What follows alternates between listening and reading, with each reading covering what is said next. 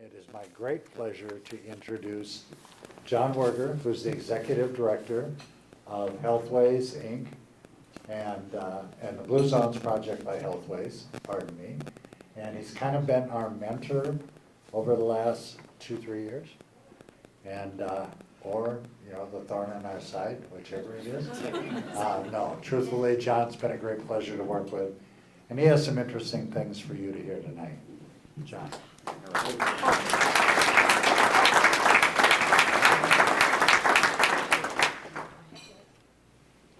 Hey, all right. Well, aloha, Albert Lee. Oh, wow. Hey, I'm just so excited to be here tonight. My name is John Berger, and I'm here to celebrate. We're here to have a party and recognize all of you for the great things you've done over the past many years. Before I begin, I want to tell a little story. My grandmother was raised on a farm in southwest Minnesota, one of 9 children. Her name is Nina Keller. And in the Depression, because she couldn't produce on the farm, she was asked to leave, and she moved to Minnesota, or Minneapolis, where she met my grandfather, who was kind of a rebel and a banker at Northwest National Bank in downtown Minnesota. Kind of a Romeo and Juliet marriage happened from that, and they had 3 children, one of which was my mother. And my mother's favorite 4-letter word, being Danish, is frugal. So, and as a family back in the 60s, believe it or not, we went on spring break. And we went on spring break in Albert Lee, Minnesota. And this is where we went. The Best Western Restaurant, hotel. Now, if anyone is here from that hotel, I need to offer my apologies, because we didn't leave it in the shape it was in when we arrived. 3 brothers and my sister and I and a couple of other families would descend on Albert Lee in March. And believe it or not, it was warmer than in Minneapolis. And we would spend a weekend here ramrodding in the pool, creating all kinds of noise, getting in trouble, and then we would walk up the street where I think there were some fast food restaurants, like a Pizza Hut or something like that. So my mother was bound and determined to keep the frugal tradition going in Albert Lee. Now, being a product of my mother, this is where I spent my honeymoon night. 30 years ago, 1986, September 20th, my wife and I we were on our way to north central Wisconsin. We spent our honeymoon night here. And every September 20th since, I've learned that that wasn't the best decision I ever made. So, now you understand my history. I want to talk about yours. At Blue Zone Project, we use Gallup, kind of the sampling company based in Omaha, as our gold standard. And in 2012, I had the unique opportunity to come and meet with your leadership team and share some great news. Your well-being was no good. If you were a student at your public school in Albert Lee, your grade letter would have been D-, maybe. And we had a lot of work to do.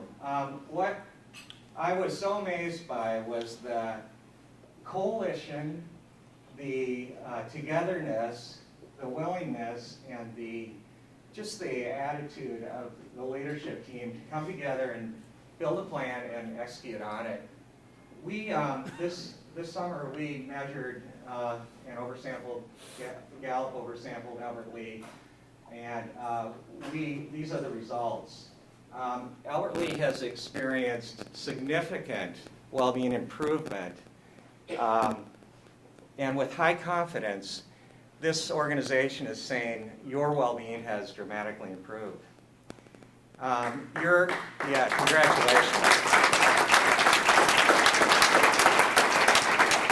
And you're outpacing, easily outpacing, like measures across the state of Minnesota during that same time frame. and the United States. And statistically, in statistical improvements, we measure in 5 elements. In 4 of them, physical, community, financial, and purpose, which Kristen, you talked about quite a bit, we've made significant improvements as a result of your leadership and your coalescing to say, we want a better community. And your community's engaged. So what, right? My phone rings a lot, and usually it's from other communities across the United States that say, what's going on in Albert Lea? And we've had the opportunity to celebrate and share your story with so many places across this country and the world. I think we've had people from across the world. I know Ellen and Randy take calls and others to really find out how are you doing this and why are you making a difference? And we want to learn. So last Friday we had a group in from Dodge County, Wisconsin. The CEO of a hospital system really wanted to come here and hear this story. Their well-being is much like yours was, and they want to transform themselves. They're facing an obesity epidemic. They're facing people who just aren't living healthy lifestyles. They're physically inactive. They have some issues with their tobacco rates against the trends. And their young people are not staying in the community. All the employers want to grow, and they're just not able to because they're not able to attract the type of workforce that they want. And they're losing competitively to Madison. So they're looking at a value proposition, and the value proposition is people will have higher well-being, cost less, and are more productive. And we know that speaks to you as workplaces. This was your situation in 2008. And really, when Dan Buettner came to the community back then with Joel Spoonheim, there was a real opportunity with the downturn to say, are we gonna fold in our cards, or are we gonna kind of pick ourselves up by our bootstraps and make something happen? I had a chance to talk to Joel Spoonheim this week, and Joel, as many of you know, spent about 10 months here that year, and really wanted to recognize you for the many things you did during that time frame where you started to bring your community together. This is some of the results we've seen. By the way, does anyone know this lady? I've seen her. Alice Peterson. Okay. Yeah. Okay. She's one of our famous photos. Pot Roast Peterson. Alice Peterson? Yeah, pot roast. Pot Roast Peterson. That's a Blue Zone term. Okay. So how did you get the Gallup results? Well, we've improved walkability by adding sidewalks and bike lanes. Just love the work you've done on Broadway with the road diet. I mean, that's just a home run. Congratulations. And I think Chad shared last week that accidents are down from on average 13 to 3. Is that 4? 3? 3. So public safety has improved. We've done trail counts and walkability studies to boost, shown a 38% boost in walking and biking. I'm most excited about what you've done in the tobacco environment. So you've really, I think that's dropped over 30%. It was at 23%. I think now you're trending down below 15. So you're right at or below the national average, and you've made great progress. And much of that started in the work sites by adopting smoke-free campuses, and I think Mayo Health System went with a scent-free policy way back in 2009, which is a really progressive policy, one to be applauded. That alone has a dividend. The cost of smoking is on average about $6,000 a year. So if you do the math on that, that's about a $7.5 million annual savings to the community. So what does that mean? That just means there are dollars to be spent to grow your community, dollars to be spent in your retail and business environments, and all kinds of things ensue. You've redesigned your community. The Blue Zone's walkway is one example of that. All kinds of walkability is taking place in the community. When I came into town and I saw that, I thought it was a little cold for that guy to be riding his bike, but he was doing it, and I was impressed. I think we've covered some of this. We'll keep this moving. Here's what I think is most impressive too, the number of your businesses that are growing now. Your downtown is alive. You celebrate your city center and your core. I think we're up to 15 new businesses now, if I recall that, over the last few years. It has an economic impact of about $1 million in investment, improvement in the revenue and the tax base, and you're seeing increased visitors. Your lodging tax revenue is way up. And we're tracking these measures because they're so important, and they tell the story of a city that's thriving, and that's you. We looked at Robert Wood Johnson data. The most recent study showed that you've improved your county health rankings, having gone from 68th to 45th in the last study out of 87 Minnesota counties. And by the way, Minnesota is a high well-being state, and so this is a high bar that you're in, and you're showing leadership on this front. Transforming work sites. So many of your work sites have engaged in this process. We really are, we're really focused on the environment. So how do you make the healthy choice the easy choice? Are you looking at your vending? Are you offering people the opportunity to have movement during the day? The simple things that, that really add value and make a lot of sense. So, the city, I think, is the one example we would celebrate here, that I think there's 4 straight years now where we've had no or small premium increases as a result of the staff and the colleagues saying, well-being matters, and we're going to make a difference here. So, congratulations for that. Here's a little bit of a metric. I want to recognize Hy-Vee as a great partner of ours. Peter, as you know, has 5 other brothers. Is that right? 6. 6 other brothers, and all of them are Hy-Vee managers or directors. And I've had a chance to interact with many of them in other communities, and I always tell them, your brother in Albert Lee has figured it out. You guys need to go out and you need to learn from Peter, because he's doing all the right things. So what are we seeing there is that people are choosing healthy choices, increases in produce sales, fruit and vegetable consumption, and the health market is way up. Your concession sales at the city arena are up 18% based on the last study. People are looking for healthy options when they bring their kids to tournaments, whether it be the hockey tournament or I think we talked about at the Sports Diamonds last week.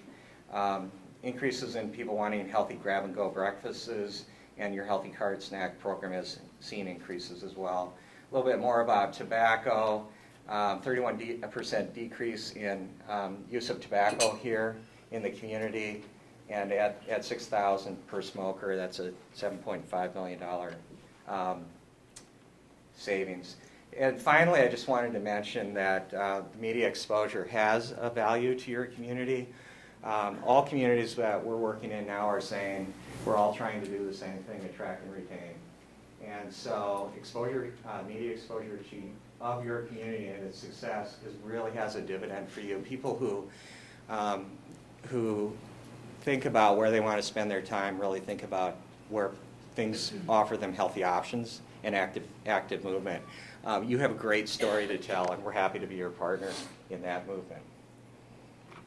Last year, Realtor.com had recognized you as of the 10 top most affordable small towns in the U.S., that you were number 3. Congratulations on that. And then finally, I just wanted to say this is about people.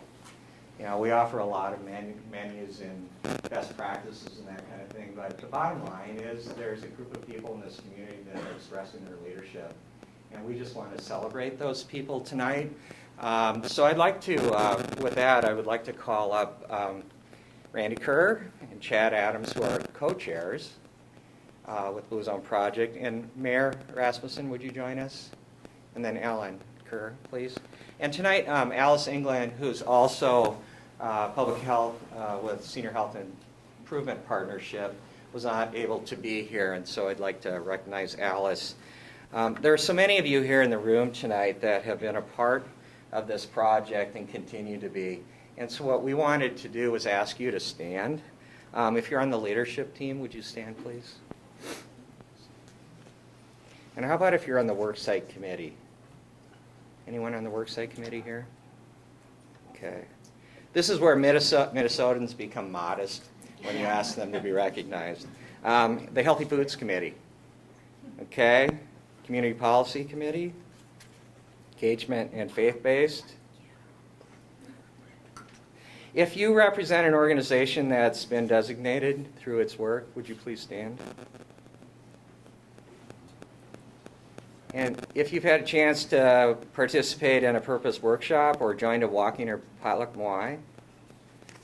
And then finally, if you've had a chance to really engage in your well-being through our Blue Zone Pledge, I'd like to recognize you. Okay, They don't know what it is. It's that personal pledge. the personal pledge. Yes. Okay, well, finally, just let me say that it's our distinct honor to recognize Albert Lee the second time as a Blue Zone certified community, and we're happy to be your partners in this journey. Congratulations.